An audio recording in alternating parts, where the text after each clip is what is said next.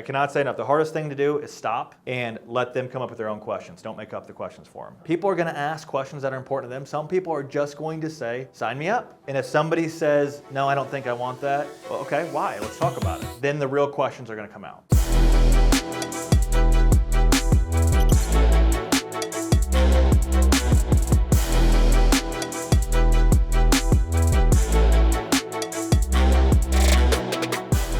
So I've checked off these first 3 boxes. I've built the rapport. I've asked them what they want to get out of the appointment. I've done the client needs assessment. Here, Tatum, I guarantee everybody in this room has this issue, okay? Do not create fictitious questions. Answer your client's questions. We all want to overcomplicate it. Like when I hear somebody sell a cancer policy for the first time, it's disgusting, okay? When I sell a cancer policy, this is all I say. Hey, Mr. Jones, recommend the Medicare Advantage or Medicare Supplement with the umbrella 3. That includes the cancer, heart attack, stroke, the recovery care, and the dental. That's it. I stop right there. Guess what I hear another agent do? Hey, Mrs. Jones, I want to recommend the Medicare policy with the umbrella 3. That has the cancer, and that's going to protect you if you have medications or if you have non-Medicare approved treatments, or if something happens, like you can use this and it reimburses you here and that.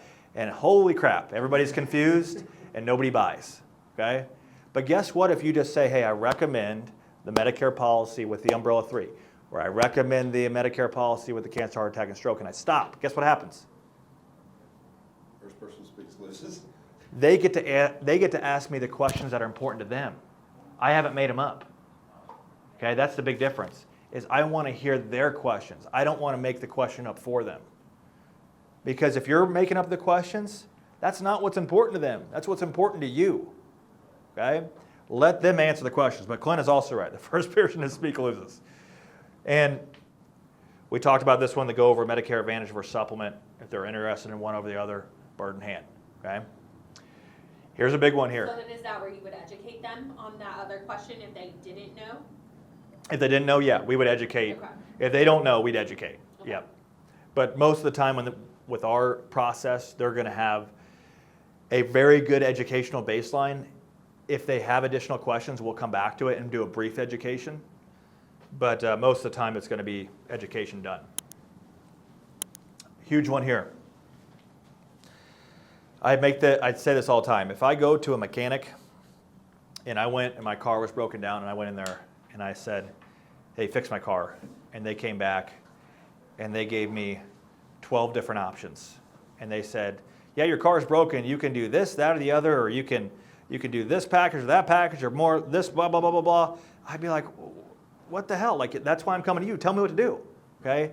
And that's what you guys need to do here is you are the professional. You have to make the recommendation, and you have to be strong with your recommendation.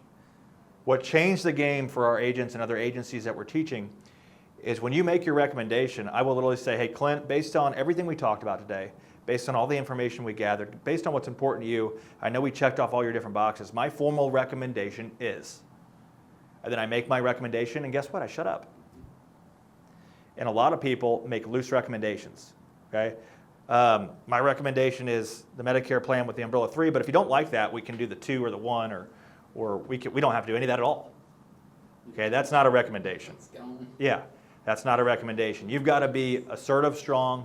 This is my formal recommendation, and stop. Again, the client will tell you if they don't want it. Don't make assumptions for them. Your recommendation is literally your recommendation based on the facts that you were provided. And if they don't want it, that's on them. And who thinks that they're going to lose? Who thinks they're going to lose appointments by doing ancillary? Is anybody? Good, good. That's one of the objections I hear from agents is, well, I'm afraid I'm going to lose an appointment. I actually believe you will close more appointments. Because guess what? If I present an umbrella and they strip it down and it's just a Medicare policy, well, they felt like they've saved a lot of money in that scenario, okay? But I also become more of an expert when I position these other things. No one else is talking about them. No one else is offering them. And again, you become their insurance agent, not just the Medicare person that gave them something. Old story, but some of you haven't heard it. Years ago, we went to church with my aunt, and she had a Medicare Advantage product and hospital indemnity product, we never got a business, never. That agent, and they were hard to get a hold of, put more than one product in the house, could not touch. They always asked us the questions, but they always went back to their agent. That drives me nuts more than anything. Yeah. And but that's a great example of it. When you place those multiple products, like nobody wants to change all their stuff over, right? Especially if you're putting P&C in the house. Like, no, all insurance for you has everything. I don't want to mess with that. I don't want to have 12 insurance agents. I just want one that can do it all. All for you. All insurance for you. So some of us have been trained by Brandy and Clint Old School, which said, we're educators, we're not salespeople. We tell you what your options are, but you have to make the decision. We were wrong. What Yeah. Chase is saying is right, and we have to change our mindset and we're not pushy salespeople, we're still educators, but we have to make the formal recommendation. I've noticed that just in my Medicare appointments, like they are very lengthy when I throw up the options of HMO versus PPO, and they're like, da, da, da, I'm like, you know, once I ask the right questions, it's like, okay, I recommend the PPO and this is why. Do you agree? Yes, okay, but go right into it. Versus, well, I don't really know, and yada, yada, yada, yeah. The recommendation really helps with that. Yeah, I mean, you are still 100% education focused. The only difference is you're recommending something with that education. And that's based on the facts that are provided. So it's not like you're making a bogus recommendation. You're making a recommendation on all this information you just gathered. And that's the difference here. Like a pushy salesperson just makes a recommendation based on what's important to them, right? You're making a recommendation based on the facts provided and what's important to the client. And it's an open conversation after that. They don't have to take your recommendation. That's just what you're there for, is to provide that recommendation. And that's our job as an agent, is to provide expert advice, okay? Provide that expert recommendation. And don't be afraid, like, man, I cannot, this is what Brandy's just saying. We're not pushy salespeople. We are not. Don't be afraid to set up a future appointment if they're not ready, okay? And that's fine. I mean, a lot of buyers don't buy on the first appointment. That's okay. Set up that future appointment. And what I do when I set up a future appointment, in that appointment title, it says, second appointment with Clint, signing up for Medicare. And then I send it to them so they know exactly what they're doing on that second appointment, okay? So great foundation today so far. And you're gonna hear me teach that 1,000 times because it's a layup, it's an everyday drill. So how do you recommend something other than an MA or a med sup to a client who's 82 and doesn't have guaranteed issue for anything?